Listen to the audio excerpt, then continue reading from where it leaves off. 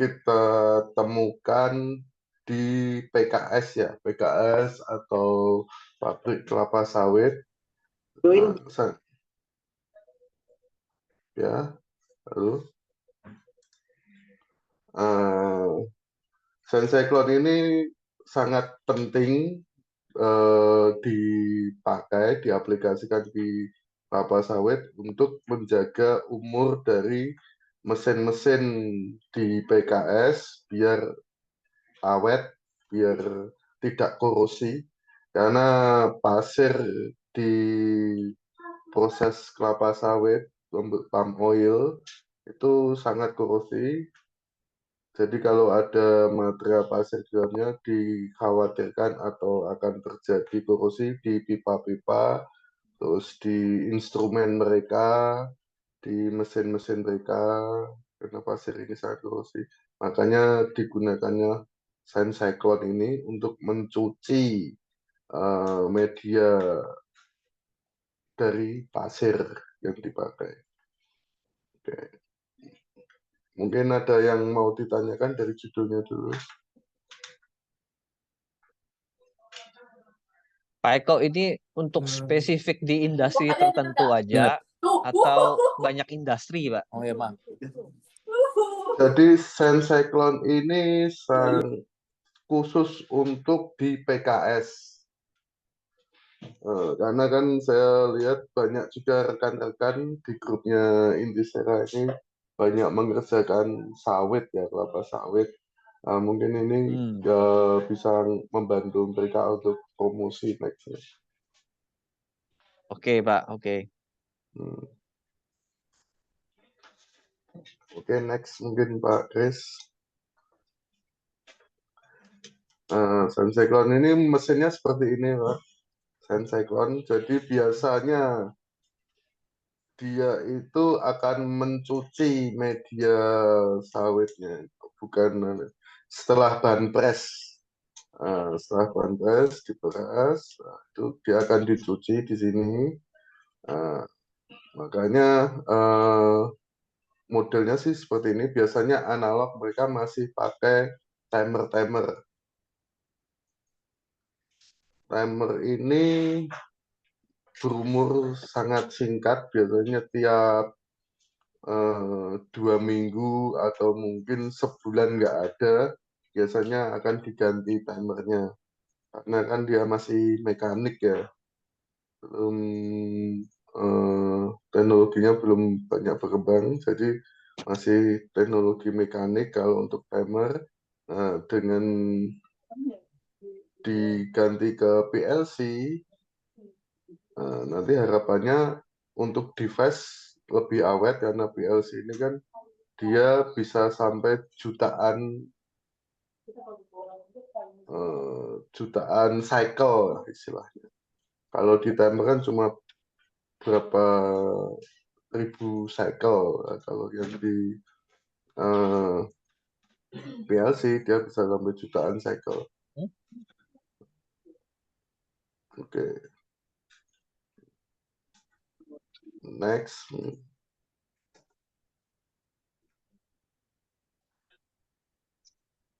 Nah, ini perbedaannya antara timer konvensional kita ganti ke PLC. Fleksibilitinya kita kalau untuk timer ini sangat terbatas ya. Jadi dia cuma bisa ngitung timernya aja. Terus kalau untuk PLC kita bisa program sesuai keinginan kita. Untuk space, kalau untuk pemakaian timer ini space-nya butuh luasan yang lebih dari PLC karena timer ini kan dimensinya sangat besar-besar. Nah, kalau PLC ini kita bisa minimize, jadi untuk penggantian sistem ke PLC dari timer itu tidak akan mengganti panelnya, jadi pakai panel existing, tidak masalah. Terus monitoring yang diagnotis, kalau kita pakai timer konvensional, dia tidak bisa dimonitor secara kapabilitasnya atau masih fungsi atau enggaknya, dan tidak bisa dia didiagnosa apakah tepat, presisi atau gimana. Nah, kalau untuk PLC kita bisa remote monitoring, itu bisa kita tahu errornya kenapa, prosesnya error di mana, kita bisa tahu. Dan itu real time. Pada saat pembangunannya, timer ring with physical adjustment for its different time function. Biasanya dalam Sensei-Clone itu ada 3 step ya, pencucian atau 3 hal pencucian. Ini agak susah untuk wearingnya biasanya kalau untuk pakai timer. Nah, kalau pakai PLC kita lebih mudah untuk wearingannya, dan ya kita lebih mudah untuk programmingnya juga. Nah, dari sini ada yang mau ditanyakan rekan-rekan semuanya?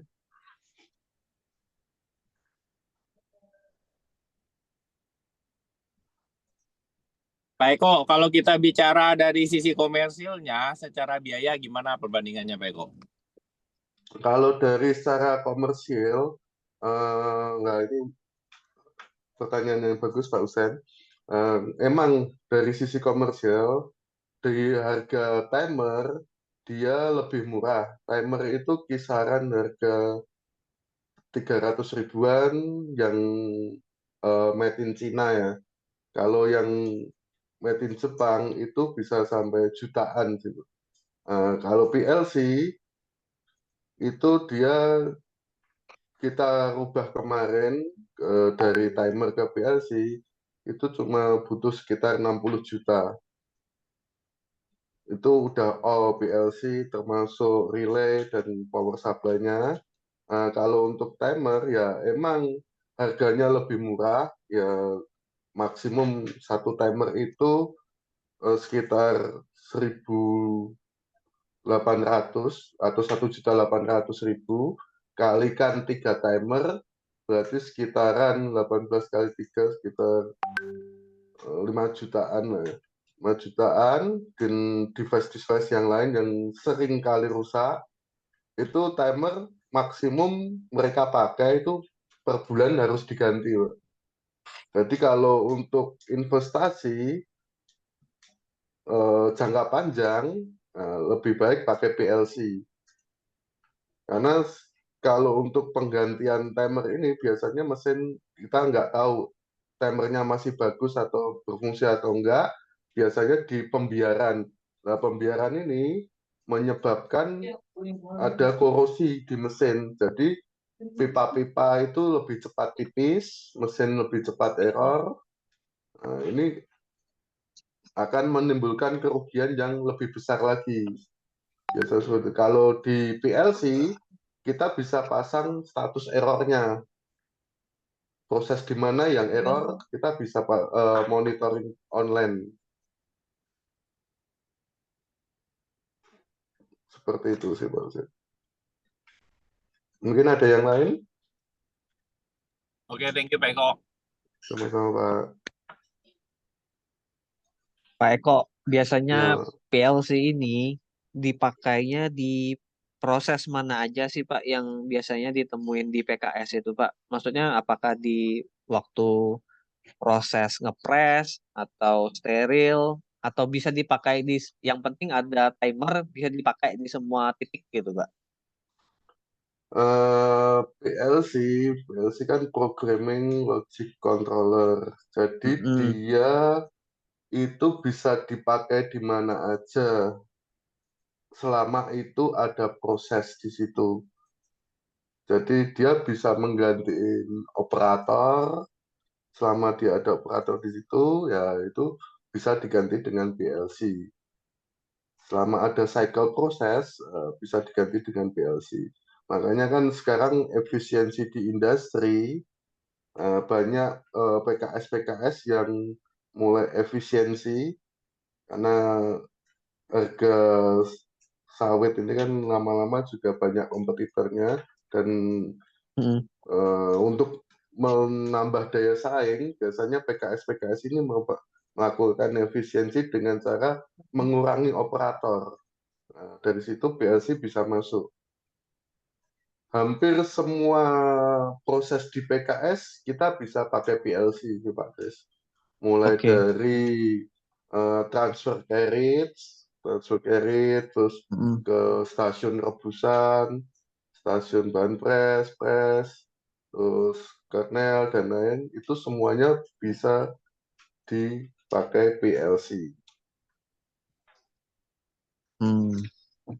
Terus Pak, hubungannya sama Sense Cyclone sendiri, jadi fungsi Sense Cyclone itu untuk membersihkan PLC begitu? Bukan, Sun Cyclone ini fungsinya untuk membersihkan, kan biasanya ini Pak, buah-buah sawit itu kan banyak pasirnya. Oke. Banyak pasirnya, karena dari kebun banyak pasirnya. Setelah direbus, mereka kan terus kemudian dipres, dihancurkan. Ini kan air bercampur dengan minyak, bercampur dengan pasir. Sand cyclone ini fungsinya itu memisahkan minyak, air, dan pasir. Jadi pasirnya dibuang. Berarti ini setelah proses perebusan ya Pak ya? Setelah proses pressing. Oke, pressing berarti ya. Oke Pak, sementara itu dulu Pak dari saya Pak.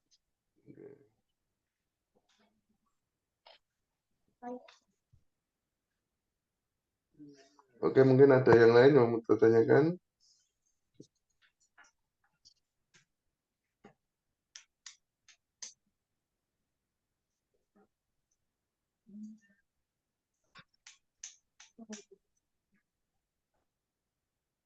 Oke, kalau nggak ada, kita next, Pak Kris.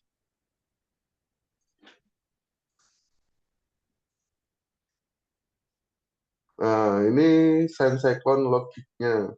Jadi ada 3 valve, dia drain water, water valve, sama pasir valve.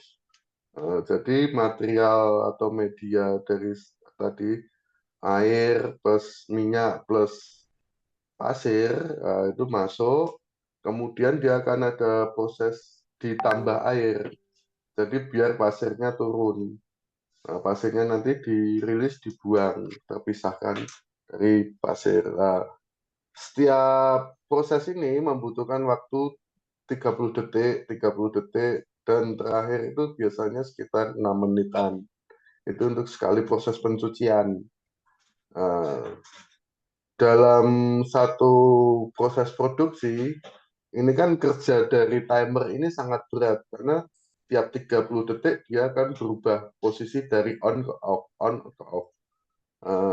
Ini makanya membuat timer atau device di Senseklon ini cepat rusak, umurnya jadi nggak panjang.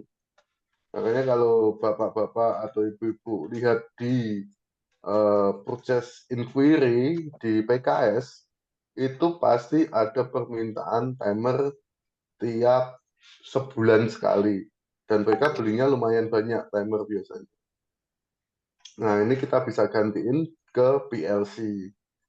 Ya, memang investasinya sekitar 60 jutaan, tapi dia bisa replace dari timer yang tiap bulan ganti menjadi lebih awet, paling enggak ya. Kalau dari MTBF-nya PLC, dia memang didesain untuk 15 tahun.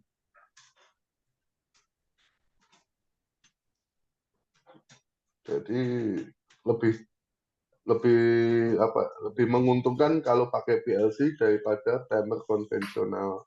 Dan satu lagi, kendala di lapangan banyak yang disembunyikan oleh para operator, karena Sand cyclone ini sebenarnya kalau untuk proses produksi penting, tapi kalau di operator biasanya ngejar siklus produksi dengan cara mempercepat proses dari senseklon ini.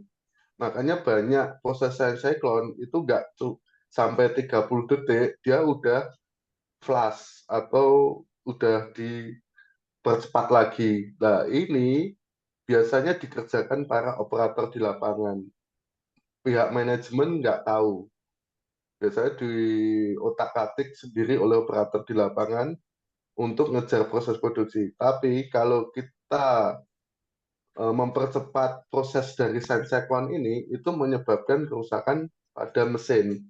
Makanya pihak manajemen biasanya meminta biar tidak bisa diotak-atik atau diganti siklus produksinya ini.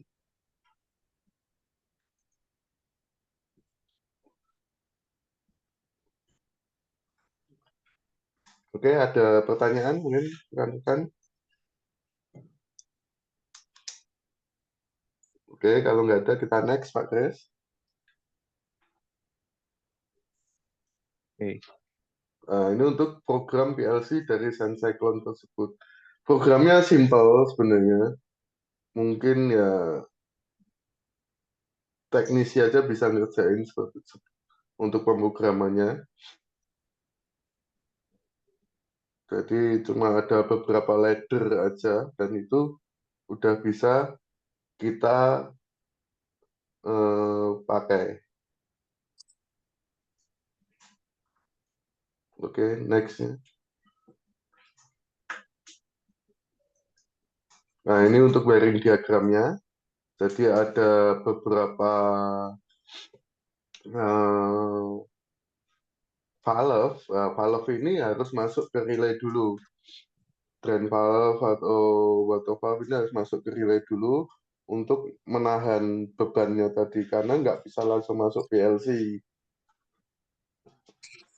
Karena PLC ini kan untuk beban load ampernya itu sangat kecil, jadi 0,5 ampere kecil sekali. Dari PLC kita pakai power supply.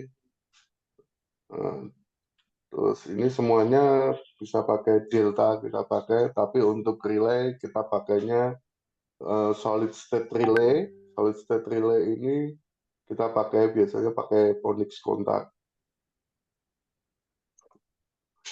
Nah, mungkin solid state relay ini dia lebih panjang umurnya daripada relay yang standar. Relay standar kayak relaynya Omron, dia umurnya bisa sampai 100 kali lipatnya karena dia bukan mekanik, jadi elektrik. Dia pakai sistem transistor. Relaynya lebih kecil lagi. Oke, ada yang ditanyakan dari sini dari diagram?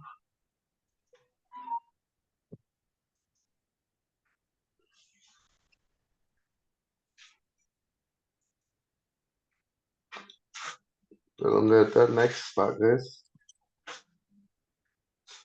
Sebelum next Pak, mungkin saya mau tanya Pak, ini kan berarti yang awalnya proses konvensionalnya itu menggunakan timer manual Ya, diganti menjadi proses automation di mana ada ya betul. tambahan relay pada masing-masing valve ini Pak ya. Ya betul. Ya, bukan tambahan relay sih Pak. Jadi dia existingnya itu sudah pakai relay dan timer. Oke. Relay ini kayak saklar sih. Jadi dia akan on off. Untuk memperintahin saklar, timer ini yang berfungsi untuk memerintahkan saklar. Nah, PLC ini menggantikan dari timernya. Oke. Untuk relay, biasanya yang konvensional, ini juga sering ganti juga relay. Yang konvensional, yang merek, yang Omron, yang di pasaran, itu kita ganti ke solid state relay. Dia lebih awet lagi. Ya, Untuk ya emang durability-nya berarti ya. durability-nya. Memang harganya lebih mahal, sekitar bisa sampai 3 kalinya, tapi umurnya lebih panjang, itu bisa sampai 100 kalinya. Berarti untuk aplikasi sistem Cyclone ini secara dimensi hanya penambahan PLC aja Pak ya? Iya, penambahan PLC aja. Penambahan PLC. Betul. Kalau dimensi di lapangannya seberapa gede Pak? Atau butuh Dimensinya, panel lagi? nah, itu biasanya kita nggak butuh panel lagi, jadi pakai panel existing. Panel existing itu kita bisa masuk karena dimensi dari PLC itu lebih kecil dibandingkan dimensi daripada timer. Oke. Ini bisa masuk juga. Dan relay kita yang pakai solid state relay itu ukurannya lebih kecil juga dibandingkan dengan relay yang pada umumnya. Kalau itu satu relay Omron, relay pada umumnya, itu bisa digantikan, dimensinya itu bisa digantikan dengan tiga, lima solid state relay. Jadi ukurannya lebih kecil lagi. Oke Pak. Jadi secara dimensi dipastikan lebih kecil bandingin yang existing ukuran di dalamnya. Oke, dari saya cukup. Terima kasih Pak. Pak, ini Pak, Jadi, ya pagi Pak. izin mau bertanya nih Pak. Ya silakan Pak. Ada nggak cara memelihara PLC agar tetap berfungsi dengan baik? Kalau perangkat elektronik kayak macam PLC itu kan hampir semua perangkat elektronik itu yang utama itu adalah kebersihan dan suhu ruangan, ambient temperaturnya.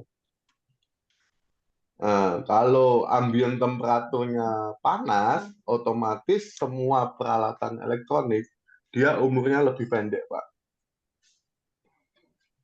Jadi utamanya itu temperatur ruangan harus dijaga, harus di bawah 40 derajat.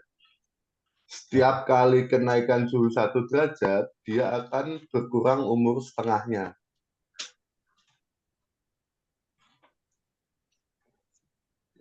Oke. Itu Pak. Iya, Pak. Yang penting temperatur ruangannya, Pak, sama kebersihannya.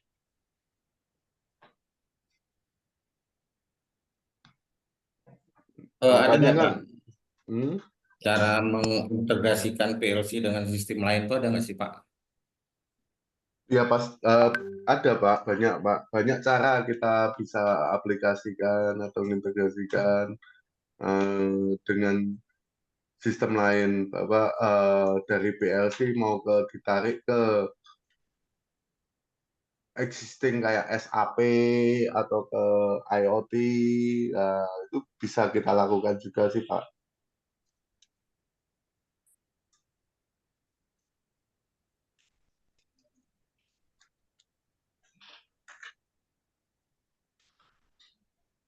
Jadi untuk tools marketingnya ini kalau mau diganti ke PLC itu dia bisa lebih awet. Jadi emang investasinya lumayan besar di angka sekitar ya 60-an. Cuman dia berumurnya lebih panjang dan umur lebih panjang ini otomatis dia bisa menambah keawetan dari sebuah sistem di PKS.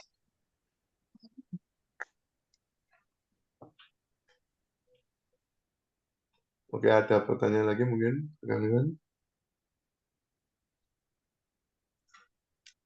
Di PLC sendiri ada tuh Pak ya untuk cara meningkatkan keamanan itu Pak.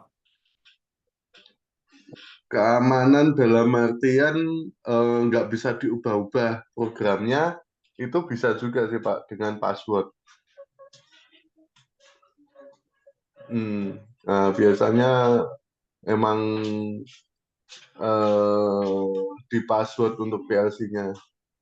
Ini untuk ya kita bisa ini sih. Kalau untuk PLC enaknya kita program PLC untuk customer PKS ini kan banyak yang nakal tuh kadang PKS-nya nggak dibayar-bayar.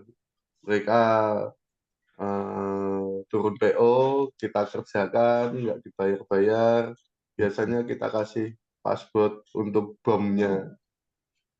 Kalau udah 3 bulan nggak terbayar, kita akan lock sistemnya biasanya.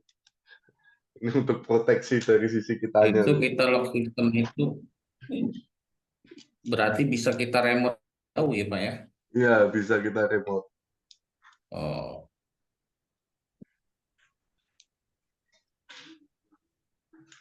Jadi kalau project-project yang memakai PLC, ini customer tetap bayar lah.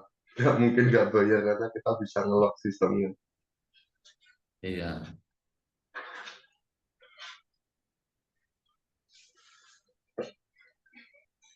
Oke, ada tambahan lagi mungkin? Kalau enggak kita next.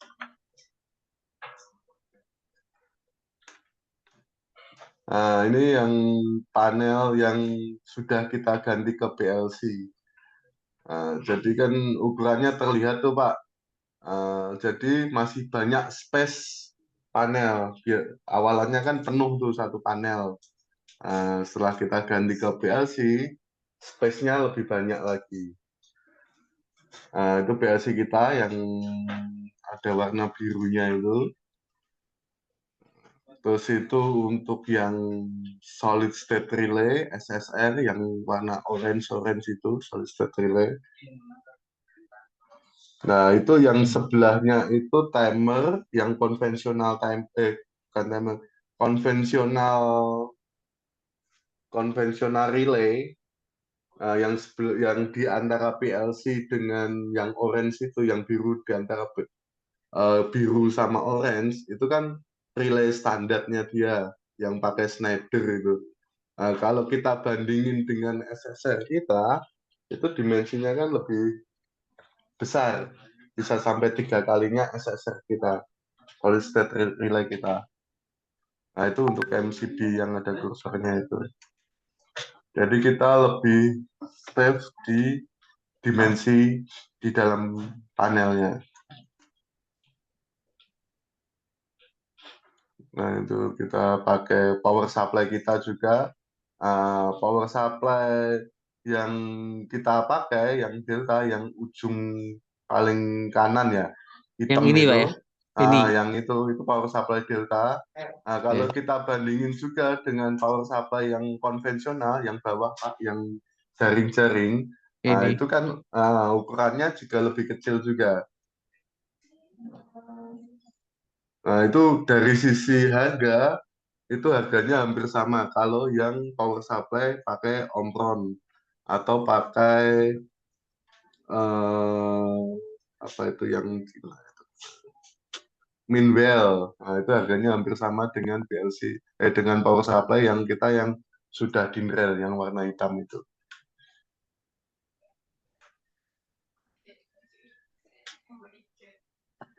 Satu lagi kalau untuk power supply, kalau power supply yang di bawah itu, yang jaring-jaring itu, dia kalau disentuh itu nyetrum biasanya.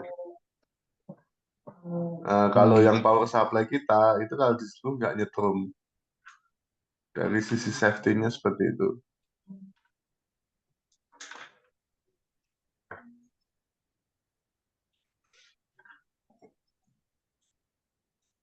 Itu yang paling atas di atas panel itu kan ada timer-timer tuh. Itu timernya kan banyak sekali, Pak. Jadi emang dia tiap bulan itu ganti satu timer. Nah, kalau pakai PLC itu bisa sampai 15 tahun baru ganti.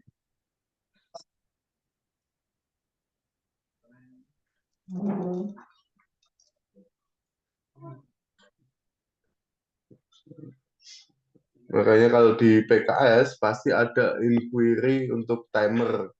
Itu biasanya mereka sekali beli itu puluhan. Nah, itu kita bisa ganti replacement ke PLC. Jadi untuk biaya maintenance lebih murah lagi. Oke, Pak. Oke. Mungkin ada pertanyaan dari rekan-rekan.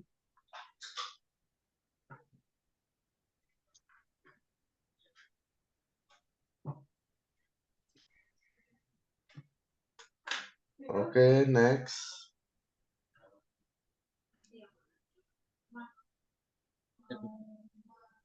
Oke, mungkin itu untuk Science Cyclone, teknologi Science Cyclone-nya. Dari sini ada yang dipertanyakan dulu, Pak, sebelum kita ke materi selanjutnya, rekan-rekan semuanya.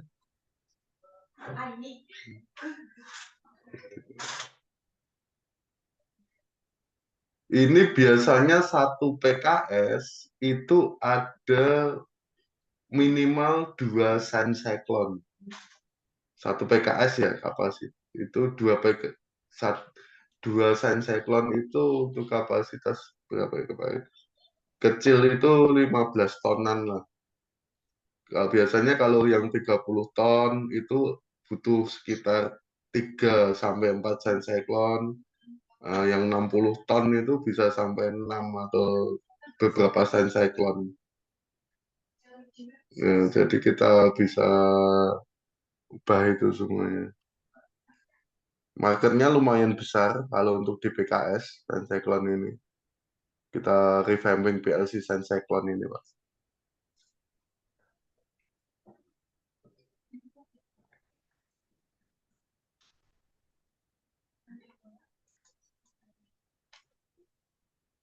Oke, ada yang mau ditanyakan rekan-rekan sebelum kita ke materi selanjutnya?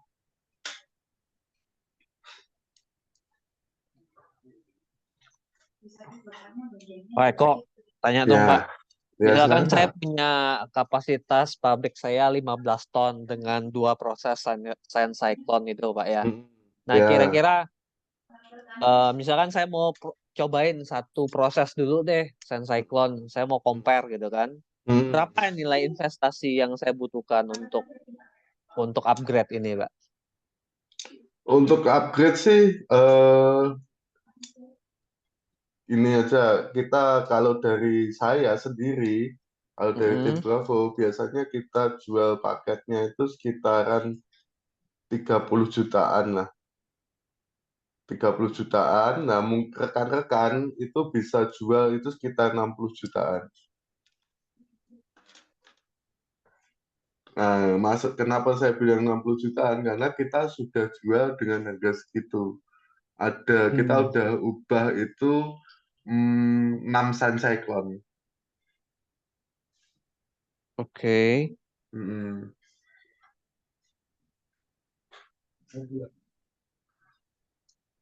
Berarti lumayan marginnya lumayan oke, Pak ya, kalau dari Lumayan segi oke, harga Pak. ya. Dari sisi harga, ya ini peluangnya banyak juga, Pak. Kalau dari sisi marketingnya peluangnya sangat banyak.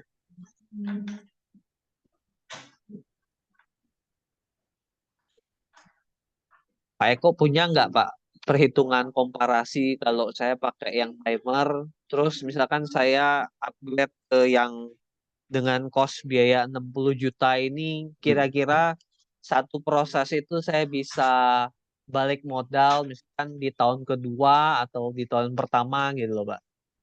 Hmm. Ya, kalau untuk penghematan itu kan biasanya untuk timer, mereka beli itu tiap bulan itu sekitar 8 jutaan tiap bulannya. Jadi kalau dihitung BEP-nya itu kan sekitar 6 bulan aja udah BEP. 8 jutaan ini untuk satu proses Timer Sand itu tadi. Cyclone. Ya, ya Sun satu titik Cyclone. atau Ya, gitu loh, Pak. satu titik, Pak. Satu titik Sun Cyclone, satu mesin Sun Cyclone, itu mereka biasanya ngabisin sekitar 5 sampai 8 juta per bulannya untuk pembelian timer, relay, dan lain. Makanya kalau kita ganti ke PLC ya cuma butuh 60 juta itu. Nah, dari situ kan bisa kita tarik, jadi sebelum setahun sebenarnya udah BEP dari sisi pengadaannya. Tapi yang lebih besar lagi untuk benefitnya itu di umur daripada mesin-mesin yang di PKS. Karena pipa-pipa ini kan kalau ada pasir banyak pasirnya, pipa kan otomatis menipis tuh Pak. Tambah tipis, jadi mereka harus ganti pipa.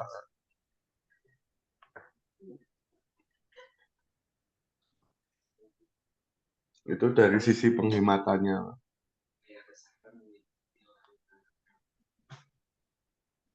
Oke Pak, noted Pak.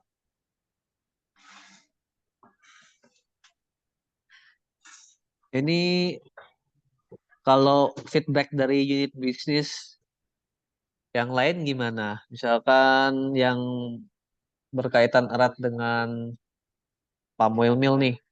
Mungkin dari timnya BBI ada pertanyaan nggak?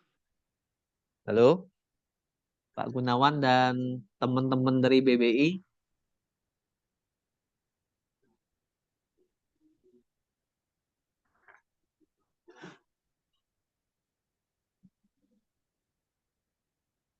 Apa selama ini udah sering pakai subkon pihak lain untuk mengerjakannya, Pak? Jadi memang ini bukan hal baru lagi ya di dunia PKS. Gimana, Pak Gun? Gimana, Pak?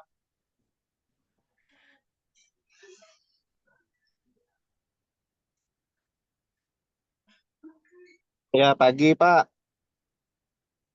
Pagi, Pak Gun. Kalau untuk Cyclone sih selama ini tim kita nggak ada bersentuhan Pak, karena emang di area situ nggak ada hidrolik, jadi emang belum terlalu kopi soal penggunaannya. Tapi mungkin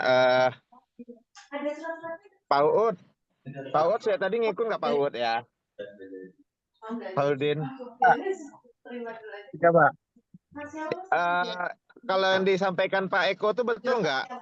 Bahwasanya tiap bulan itu dilakukan penggantian relay, timer dan segala macamnya di Sun Cyclone ini. Kalau untuk relay, ya Pak. Tapi kalau di tempat saya yang pernah ada waktu itu nggak pakai PLC dia Pak. Dia cuma pakai relay aja Pak. Iya, Timer, Hmm. timer itu dia pasti rutin karena kan dia kerjanya optimal terus 24 jam. Jadi memang hampir tiap bulan itu dilakukan penggantian ya. Iya, iya. Hmm. Kadang bisa dalam sebulan itu 2 kali.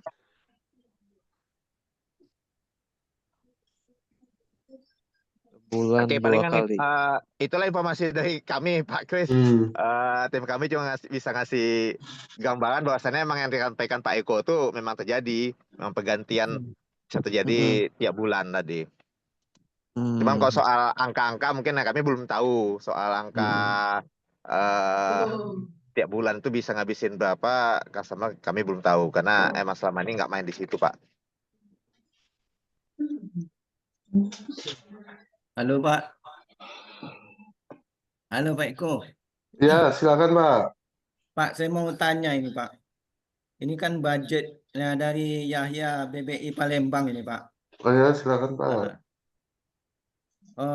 Dari budget PLC itu kan 60 jutaan ya Pak ya. Itu di harga jual di customer Pak. Biasanya kita pakai segitu. Oke. Oh. Ini yang 60 jutaan ini komplit sama cyclone-nya atau PLC-nya aja gitu Pak? PLC-nya aja Pak, kontrolernya aja. Jadi kita cuma PLC, terus relay, power supply. Oh itu beda dengan cyclone-nya, unit cyclone-nya Pak ya? Iya, beda. Jadi kita pakai panelnya panel existing Pak. Jadi tidak ada penambahan panel. Kopi Pak. Pak Eko, ini instalasi gimana? Gimana? Instalasinya cepat Pak ini Pak. kita bisa ngerjain satu senseklon itu cuma 1 jam. Jadi dengan harga Bapak kasih sekitar, kita kasih ke customer 60 30-an, ya 30-an ya. itu udah termasuk jasa instalasi Pak ya. Jasa instalasi tergantung tempat sih Pak. Kita di luar itu sih. Itu Ya, cuma bahan baku aja, cuma engineering ya. Bahan ya maksud bakunya aja saya sih. jasa instalasinya Belum. akomodasi di luar akomodasi maksudnya begitu. Iya betul, di luar akomodasi. Oke.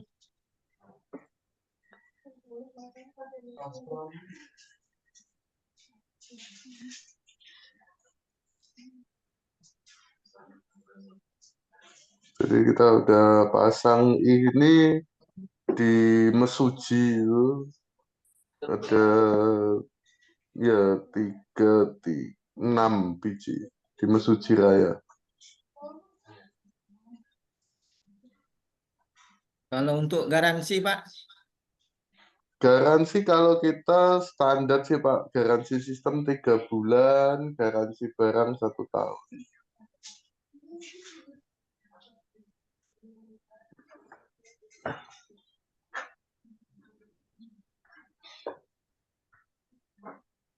Nanti biasanya sesudah senseklon kita kerjakan, customer ini kan lebih percaya lagi ke kita pegang automation-nya. Nah, nanti akan ada permintaan lain biasanya.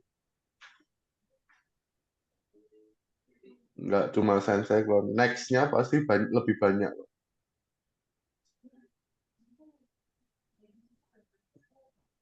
Nah,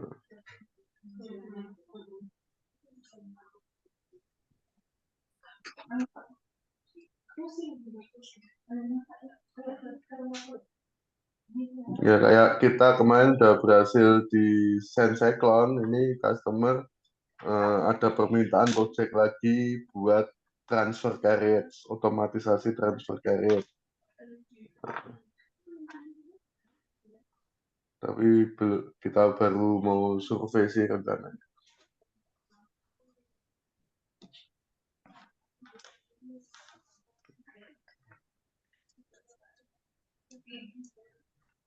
Oke, ada teman-teman yang lain?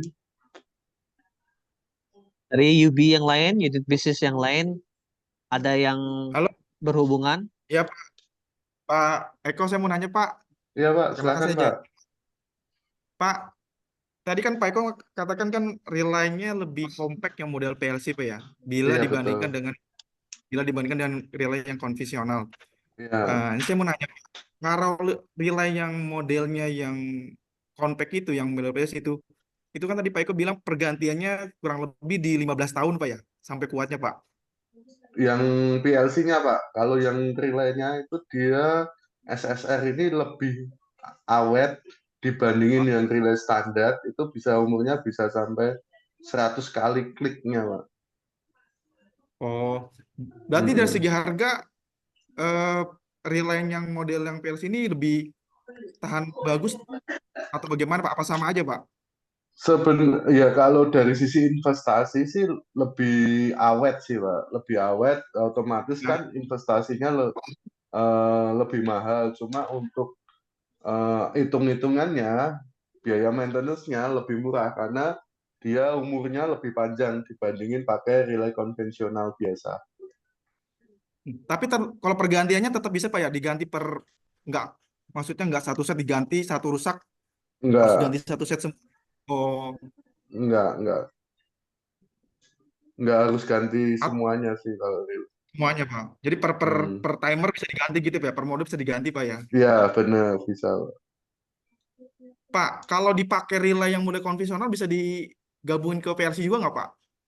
Bisa Pak.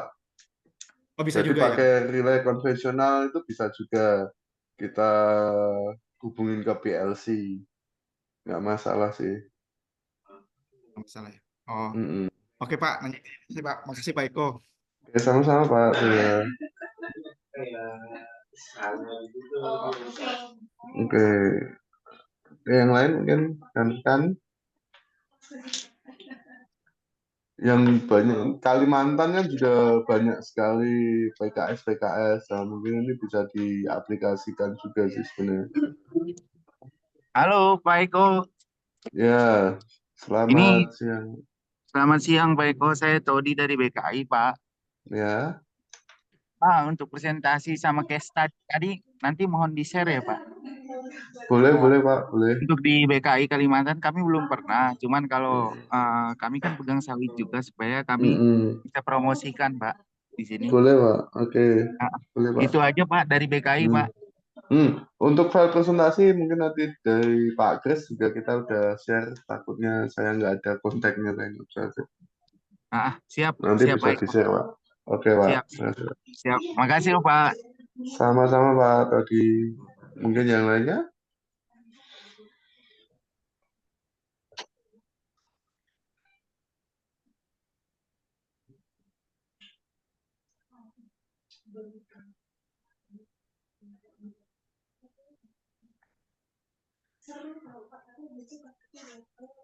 Oke, mungkin kita lanjut ke bab selanjutnya Pak Kris. Kalau nggak ada yang ditanyakan lagi. Oke Pak, sebentar saya coba ganti slide Pak ya.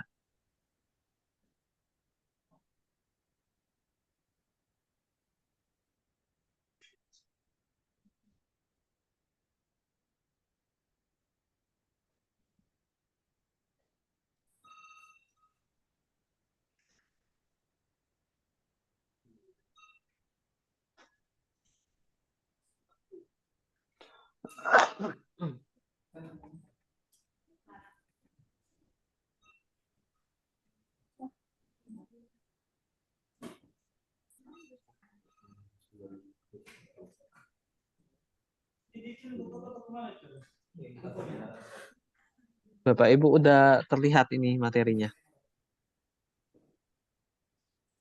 Baik, udah kelihatan Pak. Sudah kelihatan Pak Kris.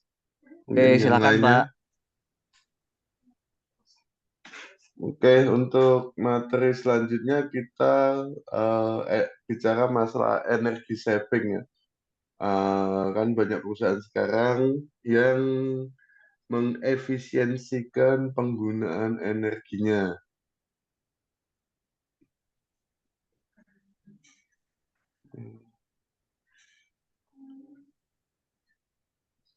Oke, next.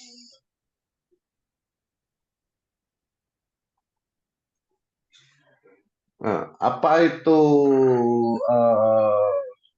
PMA? Permanent Magnet Assistant Synchronous Motor. Dia itu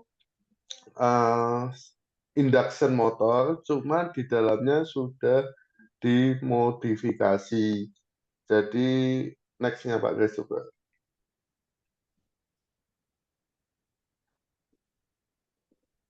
Nah, inilah dari struktur motor ya. Kalau motor standar yang sebelah kiri itu kan dia ada statornya, ada rotornya. Kalau yang standar motor biasanya itu di rotornya itu cuma berupa besi yang solid aja, besi solid besi. Kalau yang permanen magnet motor itu di rotornya kita tanemin magnet. Nah, ini perbedaan antara induction motor dengan permanen magnet asinkronus motor. Itu untuk noise-nya yang induction motor standar itu besar, kalau yang PMA motor dia kecil. Terus untuk berat, induction motor standar itu besar, kalau yang PMA motor itu ringan. Efisiensinya otomatis kalau yang induction motor standar itu sekarang maksimum itu cuma di IE3, itu yang terbaru. Kalau motor-motor yang lama itu biasanya IE1, IE2, atau mungkin malah ada yang belum IE juga ada kalau yang motor lama. Kalau yang permanen magnet assistant relaxance motor ini, dia sudah IE3 dan IE5. Ini untuk motornya ya, Pak. Nah, dari rekan-rekan sebelum kita ke top slide selanjutnya, untuk motor ini ada yang mau ditanyakan dulu nggak?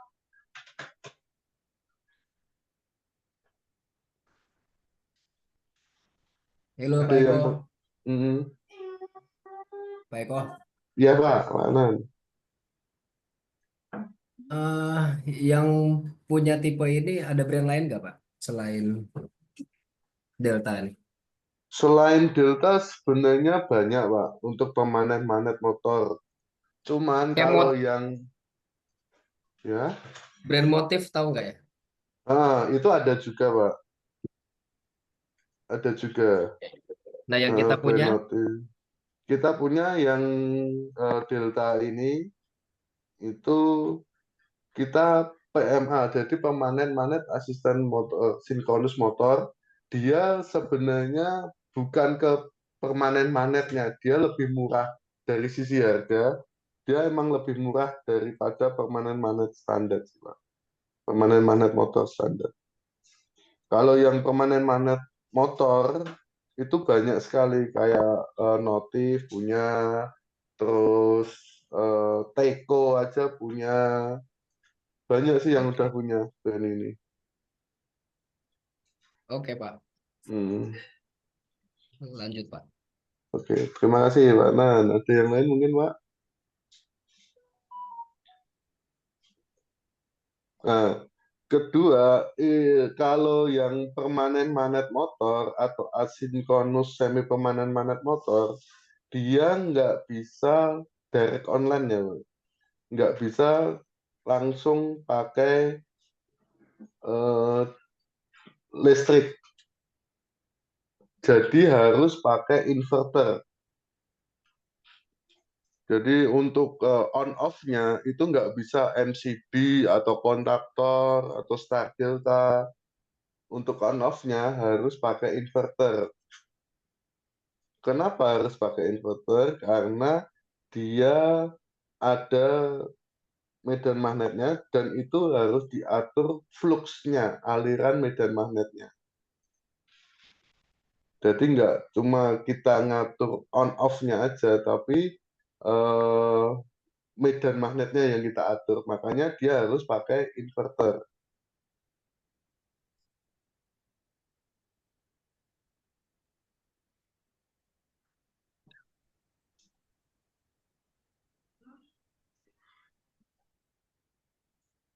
Oke, ada yang ditanyakan rekan-rekan sebelum kita beranjak ke yang lain? Silakan Halo Pak. Pak Eko. Ya, silakan. Ini maksimal RPM bisa berapa kalau PMA ini? PMA ada, kalau IE3 itu di 1500 RPM, Pak. Kalau yang IE4 itu 1500 RPM. Kalau yang IE5 itu di 3000 RPM. Berarti torsinya juga bisa dimainkan Pak ya? Bisa dimainkan, Pak. Sangat bisa. Torsi, speed, kita bisa mainkan. Maksudnya? Gimana, Pak? Oh ya, sekalian dibahas ya kok. Gimana? Ya. Ya, silakan, Pak. Pak Eko, Ya, Pak Yahya. kalau untuk efisiensinya ini Pak Eko, itu bisa berapa persen ketika kita menggunakan PMA motor ini Pak Eko? Nah, kalau IE1 standar itu kan dia di 90, di 80, 84 ya, 84, 86 lah standar IE1. IE2 itu dia naik 86 sampai 88. IE3 itu maksimum kan dia di 92 kalau nggak salah untuk efisiensinya. Nah, kalau IE3 itu udah IE4 itu sudah di angka 95, IE5 itu di angka 96. Jadi selisih efisiensinya ini lumayan sih, selisih antara 5 sampai 10%-nya. 5-10% dibandingkan dengan induction motor gitu. Iya, induction motor yang sudah IE1, IE2, IE3, Pak. Kalau yang sebelum itu selisih efisiensinya lebih besar lagi. Jadi untuk energi saving, kita bisa saving energi dari motor itu bisa di angka 5-10% dari motornya saja. Belum nanti efisiensi di inverter. Nah, itu lebih besar juga.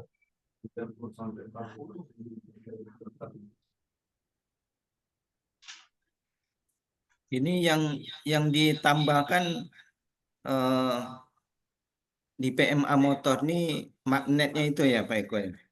Iya betul Pak, permanen magnet betul.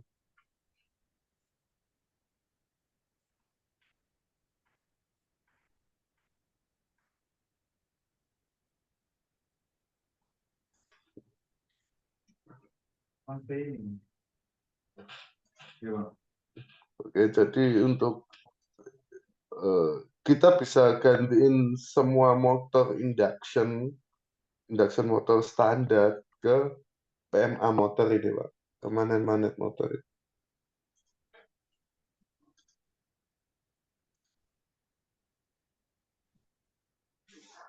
Kalau dari sisi harga, dia emang lebih mahal dibandingkan dengan motor standar.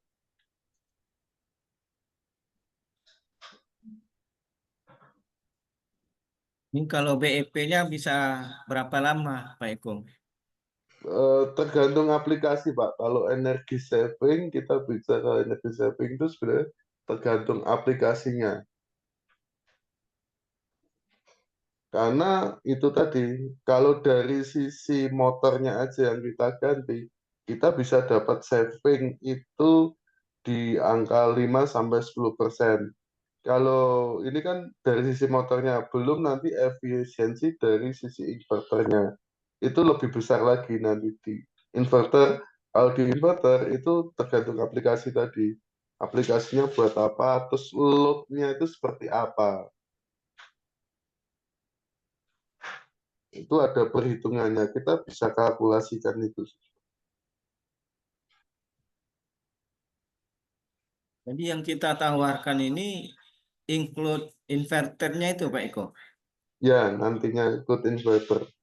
Jadi motor plus inverter.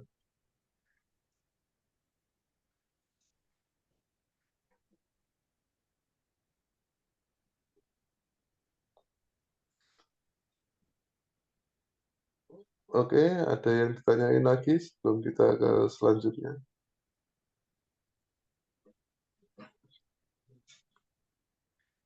Oke, next Pak Chris.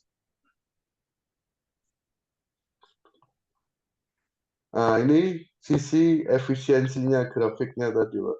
Kalau kita bicara efisiensi, IE2, IE3, IE4, IE5.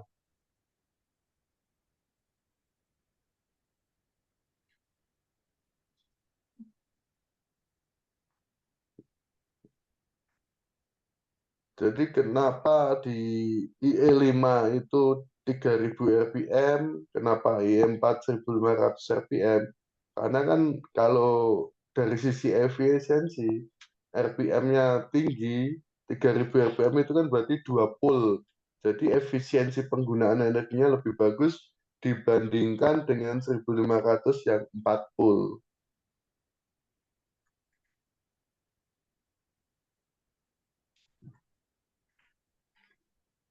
Oke, next Pak Chris, kalau ada yang ditanyakan lagi. Nah, ini untuk torsinya, torsi berbanding speed ya. kita bisa konstan torsi itu sampai dengan 160% sampai 180%. Itu kita bisa konstan torsi, konstan torsi untuk speed 60%-nya. Kalau konstan torsi dengan speed 100%, itu kita bisa cuma di 100% torsi.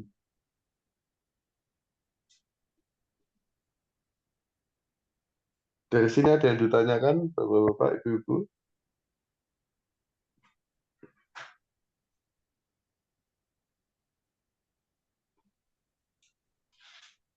Kalau enggak, kita next, Pak Chris.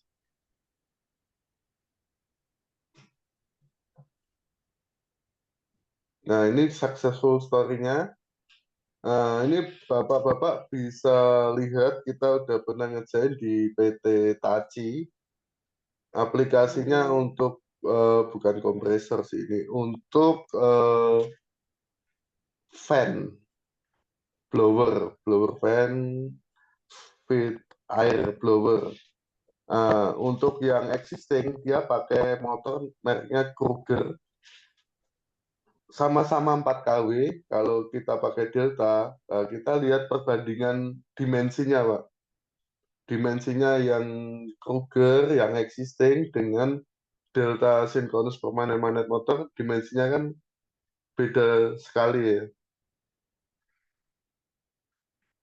Sama-sama 4 kW, sama-sama 1500 RPM, tapi dari sisi dimensi, kita lebih compact untuk Delta sinkronus magnet motor.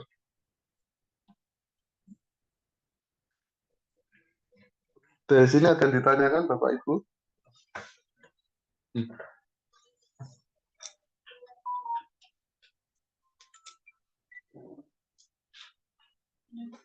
Oke, next Pak Chris. Enggak ada yang ditanyakan. Jadi untuk project energy saving, biasanya kita lakukan pertama, kita harus tahu dulu tuh proses apa atau mesin apa yang mau kita energy saving kan. Jadi pertama kita cek dulu bebannya, aplikasinya dengan kondisi existingnya seperti itu. Kita monitor untuk ampernya seperti apa, konsumsi ampernya seperti apa, terus voltage-nya seperti apa. Setelah itu kita bisa kalkulasikan, jadi kita bisa tahu prediksi BEP-nya itu sampai berapa lama. Kalau customer sudah setuju, baru kita lakukan instalasinya. Setelah diinstalasi, kita monitoring lagi konsumsi ampernya seperti apa. Dari data monitor before and after, kita bisa tahu savingnya seperti apa. Kita nanti akan reporting semuanya itu dalam satu proposal. Jadi kita nggak hanya jualan omong doang, kita jualannya by data biasanya untuk project energy saving. Oke, dari sini ada yang mau ditanyakan, Bapak-bapak, Ibu-ibu? Oke, Pak Eko, Dani Pak dari Iya, BBI. Pak. Silakan Pak Dani. Kalau dari sini berarti ini bahasanya kita bisa trial dulu ya ke mereka ya, trial purchase. Ya, bukan trial purchase sih. Jadi kita lakukan monitoring dulu. Lakukan monitoring untuk kebutuhan ampernya, kemudian kita lakukan perhitungan, kita analisa existingnya seperti apa. Nanti kita bisa tahu seumpama kita mau tawarin energi motor plus inverter, itu nanti bisa saving berapa. bisa saving berapa, kita tahu prediksinya lah. Kita prediksi dulu, Oke. karena semua itu kan ada rumusnya sebenarnya. Kita prediksi, kalau user udah setuju, makanya baru timbul PO. Oke. Kalau udah PO, kita install, kita kerjakan. Habis itu kita monitor lagi konsumsi ampernya seperti apa. Baru kita bisa bandingkan. Oke. Pak, satu lagi nih Pak. Iya Pak, silakan Pak. Ini inverternya apakah harus Delta? Inverter bisa semua Pak. Sebenarnya bisa semua, cuman harus inverter yang terbaru, yang bisa untuk ngontrol permanen magnet motor. Jadi nggak semua inverter itu bisa ngontrol permanen magnet motor. Tapi untuk brand itu yang jenis terbaru itu bisa semuanya sih. Ya, semua ya. Hmm. Ya, andaikan saja mereka ada motor tapi sudah include sama inverter. Nah, itu masih induction motor biasa. Nah, ketika di replace sama PMA tadi, itu berarti kita harus cek juga inverternya apakah bisa untuk menjalankan PMA tadi ya, Pak. Iya, betul, Pak. Oke, Pak. Jadi ini memang harus jadi konsen juga. Kalau seumpama usernya udah ada inverter, lah inverternya ini masih bisa nggak untuk ngedrive permanen magnet motor PMA. Oke, Pak. Pak, sekian dari saya, Pak. Oke, terima kasih Pak Dani. Mungkin ada yang lain? Pak Eko. Iya, Pak. Kalau untuk data-data yang di lapangan itu apa aja yang perlu, yang harus kita dapatkan untuk bisa mengkuat ini Pak Eko?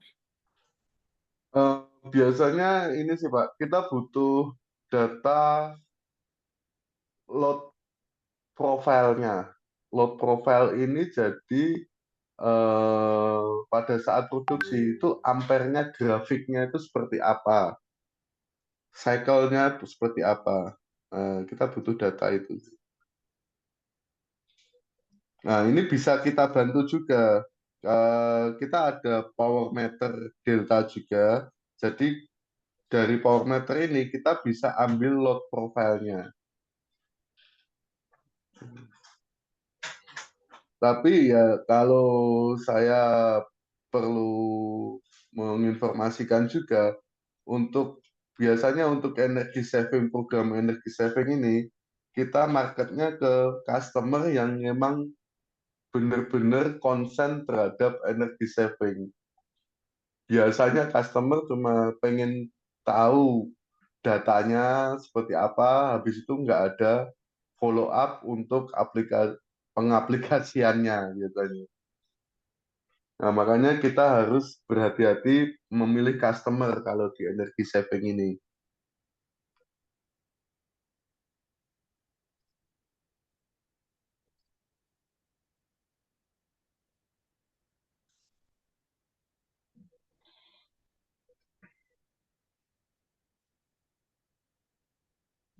Oke, ada tambahan Bapak Ibu? Kalau enggak, next kita. Pak Eko. Iya, Pak. Izin bertanya, Pak. Silakan, Pak. Itu kan untuk energi saving ini kan banyak digunakan di mesin injection juga nih, Pak. Ya. Itu selain untuk hemat energi, jadi kan yang sebelumnya elektrik motor konvensional kita alihkan ke energi saving ini, selain untuk hemat energi sendiri, itu keunggulannya apa aja, Pak? Untuk keunggulannya ya sebenarnya cuma satu sih, emang energi saving, hemat energi sih Pak, efisiensi di situ penggunaan energi. Kalau yang lain maintenance dan lain-lain ya sama aja sih Pak. Lebih ke energi saving aja ya Pak ya. Jadi ya energi saving, program energi saving, mengefisiensikan penggunaan energi sih Pak. Gitu. Hmm, Baik, Pak. terima kasih.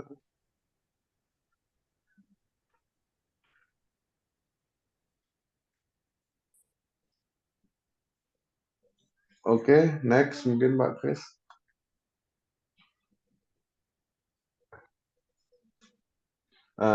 Ini reportnya, seumpama kita pakai induction motor dengan 4 kW tadi, itu apparent power-nya kan di 5 ampere kebutuhannya.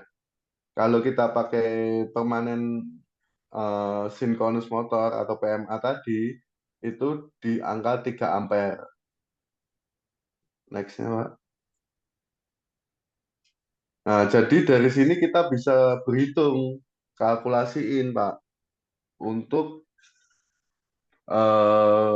memprediksi saving energinya. Jadi yang existing kita pernah kerjain di Taci ini yang 4 kW, kita bisa saving itu kan 2 kW. 2 kW berarti dikalikan operasional produksinya. Dalam 1 tahun itu berapa jam. Nah, setelah itu kita harus tahu per KWH-nya itu berapa duit. Nah, dari situ kita bisa kalkulasikan yang kita bisa saving 2 kW itu, kita bisa saving 24 juta per tahun.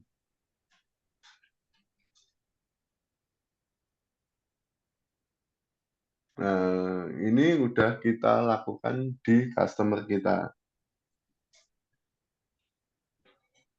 Oke, next, Pak.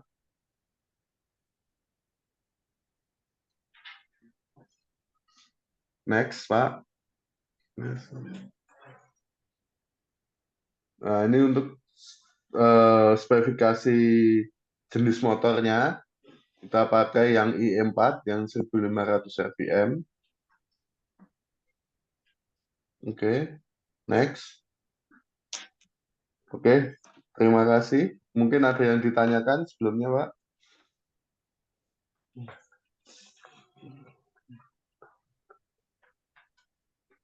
Rekan-rekan.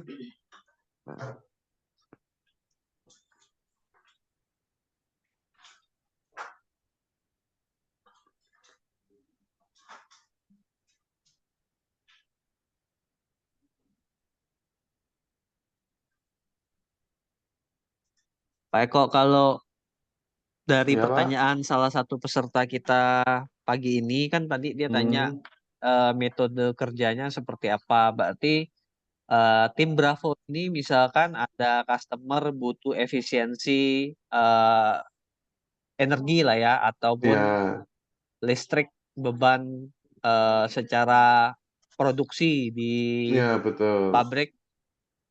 Tim Bravo ini bisa jadi konsultan untuk diskusi dengan customer terkait efisiensi energi ya, tahapan awalnya ini ya. Ya, ya betul, Pak. Jadi kita bisa jadikan partner karena kita emang pengennya menjadi provider untuk energi saving. Oke. Pak Eko, kalau dari pengalaman yang di Taci ini, total saving dia berapa line jadi, Pak? Itu dia sudah order, sudah PO itu ada berapa? 15-an. 15-an motor. 15 set. 15 set. Motor. 15 Inverter set. dan motor. Oke.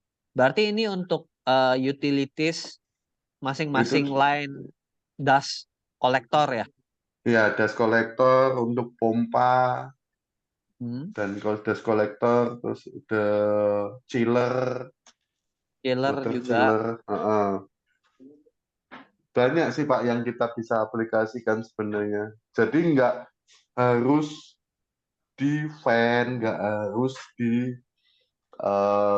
chiller, nggak harus di pompa. sebenarnya semuanya ya selama itu ada motor listrik, selama ada pergerakan motor listrik, kita bisa efisiensikan sebenarnya.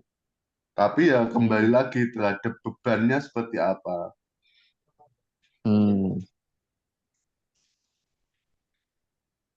Pak Eko, kalau kita punya nggak data apa asumsi dengan 15 line production itu atau utilities pendukung itu di PT itu mereka bisa savingnya berapa kira-kira, Pak?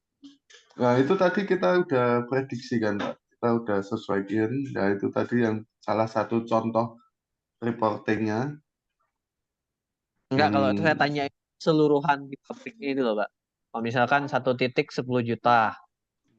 Oh, berarti kalau kita 15 detik kurang lebih bisa 150 juta kan? Ya kalau apa aktualnya ya kita nggak boleh memperoleh data itu sih. Hanya Taci yang punya datanya seperti itu. Oke.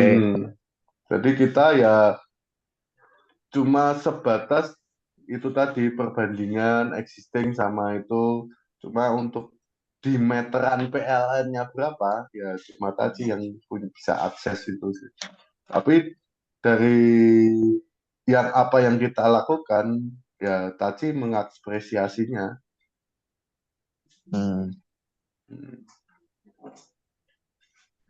Oke Pak, cukup jelas sih. Kalau ini Pak Iko, Ya. kalau Gimana, untuk Pak? motornya sendiri itu maksimal motor berapa kW yang bisa kita cover itu Pak Iko? Kalau merek Delta itu dia di angka 4, sorry, Pak Kres tadi yang slide sebelum ini, Pak. Efisiensi motor tadi. Lagi. Nah, lagi, Pak. Di angka 75 kW, Pak, kita punya.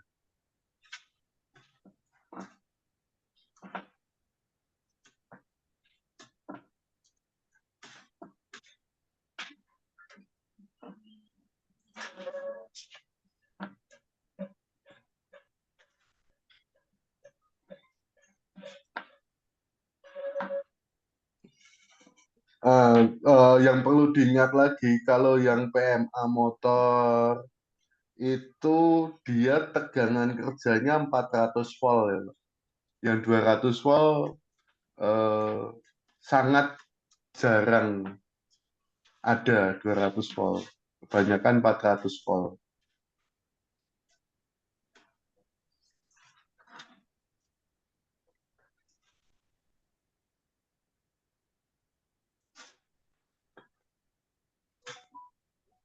Oke, mungkin ada pertanyaan lagi dari rekan-rekan.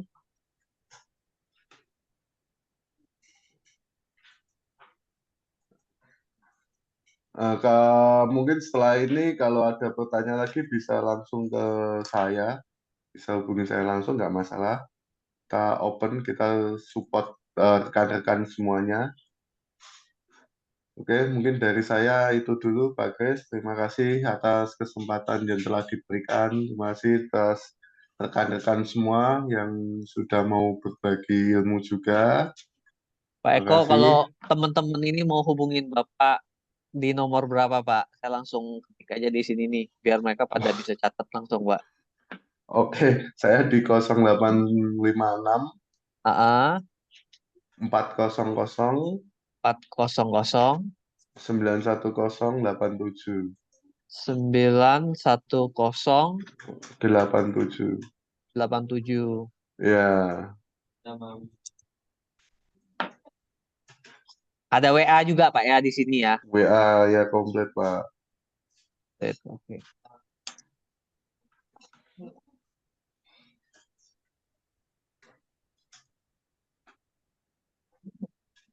Oke, sebelum ini masih ada pertanyaan nggak Bapak Ibu untuk tim Bravo, Pak Eko?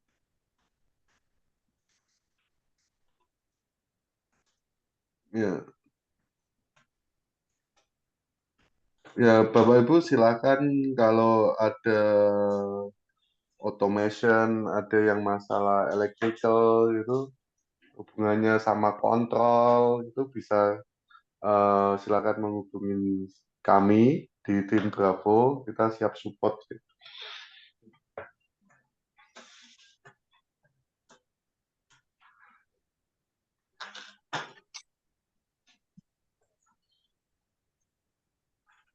Kalau dari bisnis unit yang lain yang belum pernah join visit, siapa aja nih, Pak? Kalau dari list peserta kita hari ini. Misalkan kalau sama tim BBI, Pak Gunawan dan tim di sana udah pernah ya. Sudah Di apa ya? sini siapa lagi nih? Hampir Kalau semua. BTF nih, Bu Nana udah pernah join belum, Pak? Belum, Pak. Belum. Bu Nana dari BTF ada hal yang mau ditanyakan, Bu? Atau ada case yang bisa di-share di sini? Belum ada Pak Kris. Oke. Dari nih Pak Ferry nih. Pak Ferry dari Aji. Aji. Ya, Kak Ferry, silakan kok. Udah pernah Halo, join visit kan? dari Haji udah pernah. Sering kita ya Kak ya.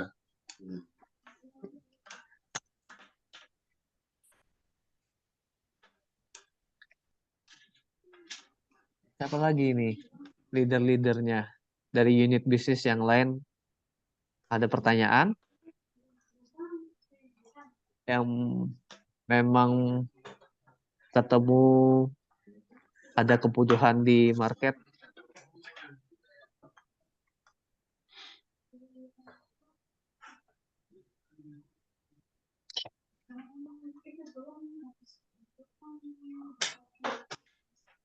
Kalau dari apa yang disampaikan Pak Eko di slide pertama itu kan saya lihat itu kan untuk industrinya PKS mungkin aplikasinya dari mil yang kecil sampai mil ukuran menengah Pak ya, yang ada potnya Pak ya, menggunakan PLC. Karena kalau PKS yang gede pasti rata-rata mereka efisiensinya udah tinggi dan kemungkinan penggunaan PLC itu pasti udah banyak. Kurang lebih begitu mungkin Pak ya. Belum tentu juga Pak. Belum tentu juga ya. Kalau yang Science Cyclone ini aku pastikan sih hampir semuanya belum pakai PLC sih Pak. Kecuali yang begitu. kita udah masuk. Ada contohnya nggak Pak? Kira-kira grup mana nih yang belum gitu loh? Banyak sih Pak. Itu yang Sinarmas saja belum. Sinarmas, Astra aja belum. Science Cyclone-nya belum pakai PLC. Oh ya, mereka masih pakai timer. Iya, masih pakai timer. Dan itu butuh operator kalau ada timer Pak ya? Iya, betul biasanya. Oh, oke. Nah, itu yang poin pertama Sense Cyclone. Dan untuk di slide yang kedua ini kan kalau kita bicara energi saving untuk general industry itu skalanya berarti skala menengah dan skala besar yang di mana kapasitas produksi dan penggunaan energinya, listriknya sangat besar. Pasti tantangan dari salah satu manajemennya itu adalah bagaimana mereka menurunkan biaya listrik ataupun efisiensi energi untuk penggunaan di line produksinya. Nah, dari dua topik ini yang menjadi sorotan kita di grup, kira-kira masih ada pertanyaan nggak Bapak Ibu?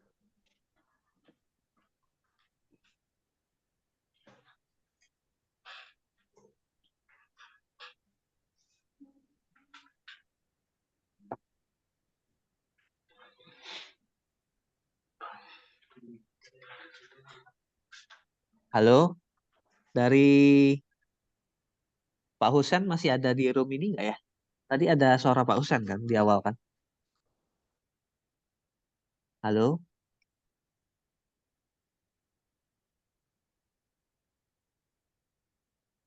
Coba saya cek dulu ya.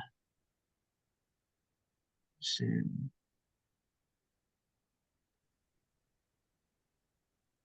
Oke, karena tidak ada Pak Husen. Pak Kris, sedikit Pak dari Ya, Dani Pak. oke Pak Dani silakan Pak. Ya ini saya mau tanya tentang motor PMA-nya sendiri. Dari segi efisiensi kita apresiasi bisa membantu. Dari segi ketahanannya dibandingkan induksi motor yang biasa itu bagaimana ya Pak Eko? Kalau ketahanan sih kita MTBF-nya itu sekitar 15 tahunan sih Pak. Itu sih perawatannya sama sebenarnya. Kayak standar motor, dia kan bearing, paling penggantian bearing sih Pak. Insulation, nah cuma yang banyak kendalanya itu nanti kalau udah lama itu medan magnetnya lemah sih. Biasanya kita ganti ke medan magnetnya aja sih. Yang magnet permanen magnetnya itu kita ganti rotornya aja. Itu pun kalau sudah 5 tahunan. Yang penting temperatur sih Pak. Balik lagi komponen elektronika itu semuanya umurnya itu tergantung dari temperaturnya. Untuk desainnya tetap ada fan-nya ya? Iya betul, ada fan-nya.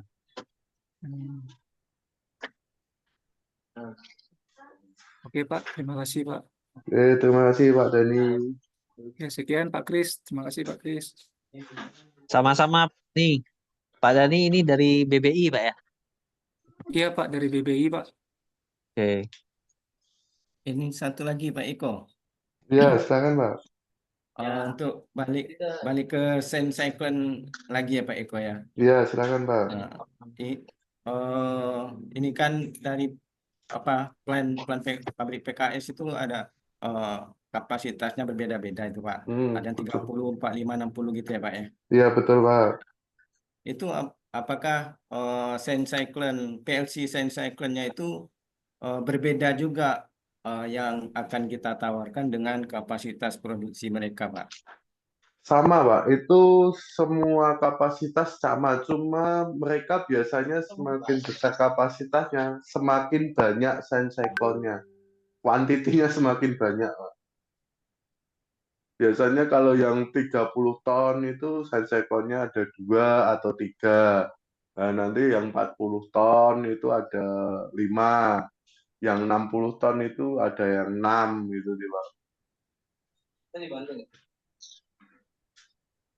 Berarti Untuk siklusnya sama,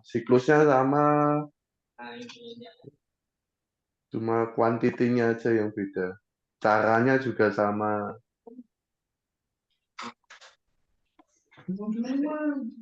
Berarti unit PLC yang kita tawarkan sama ya Pak dengan Sama persis, ya kapasitas betul. produksi ya. Oke. Betul Pak.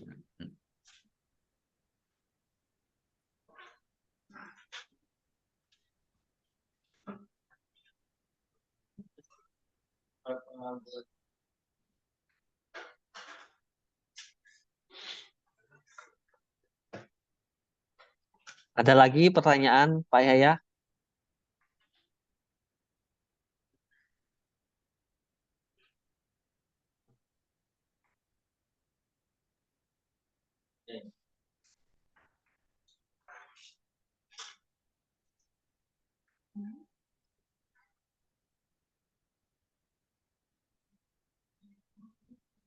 Halo ya Pak?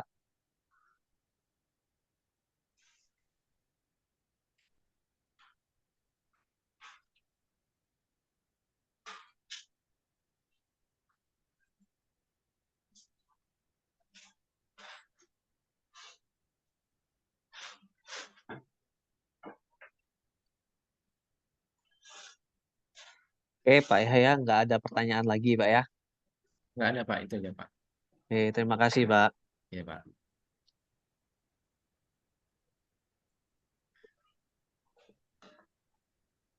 Dari Bapak Ibu yang lain?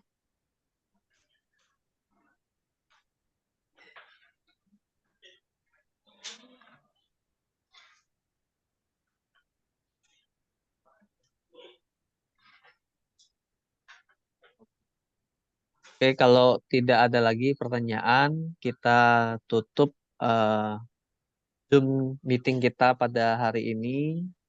Terima kasih Pak Eko sebagai udah sharing pengalaman sama knowledge-nya Pak ke kita.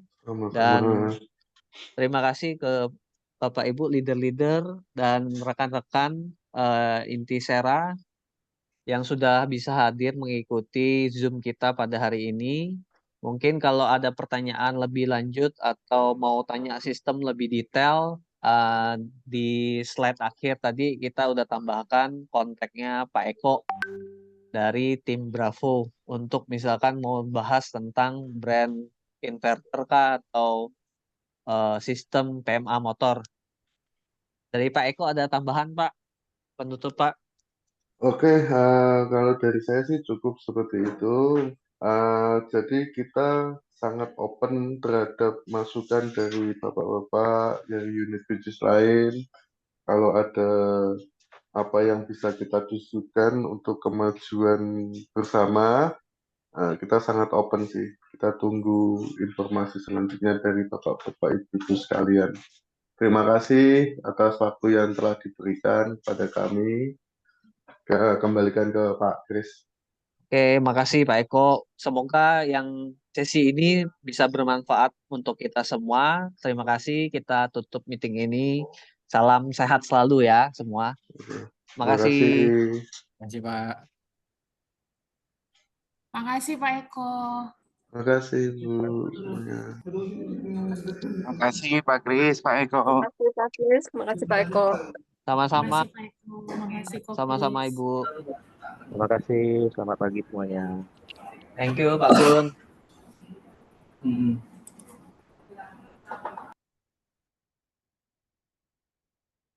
Oke.